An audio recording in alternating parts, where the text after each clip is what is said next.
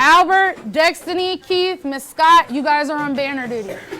All right, so because we want everybody to remember 9/11, remember we're composing an entire quilt. It's actually gonna be the entire school, but we're gonna start with just this class. All the pictures and letters are down here. You can put them in whatever order you feel. I would look at the images and maybe look at the letters and decide which ones you wanna put where, okay? There's also some tape, scissors in there, and yeah, get to work.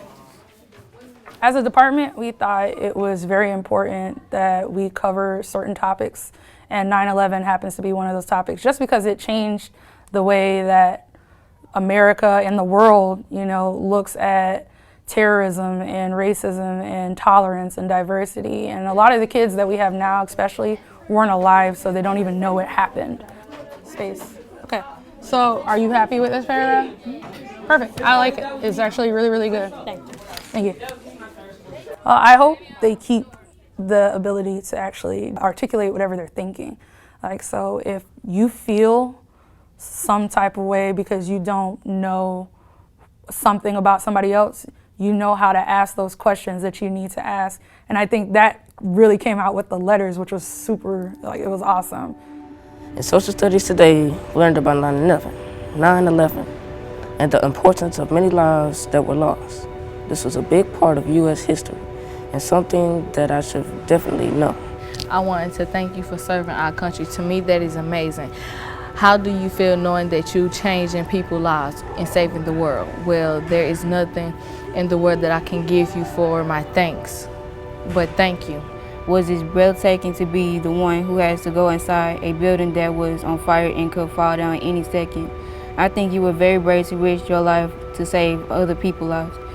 What would you do in the power to make sure this didn't happen and got to the plane before it took off? As if you had powers like Superman, but not the superhero. Thanks to you, many people are alive today. They get to go home and see their families. It had to take a lot of courage to do what you have done, and I know that is your job, but if I would have been in your situation, I would not know what to do because that was unexpected. I could not imagine what you saw when you got there.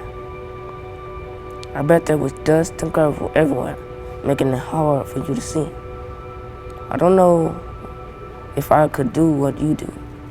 I don't know, but I know there is people out there fighting for our country, saving lives. It helps me sleep at night knowing that people are protecting our country. You is a hero for what you have done. Most heroes in fairy tales is always made up, but a realistic hero is you because you actually saved someone's life. You saved someone's mom or dad or auntie and so on. Sincerely, Keystone. So they get really intrigued with the subject, and a lot of good debate topics come out of it.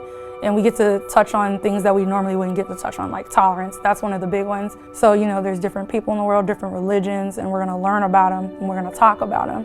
So they just get really intrigued, and it's something that we think goes with them beyond school. So it was really important to us to do that. Go home, enjoy your weekend.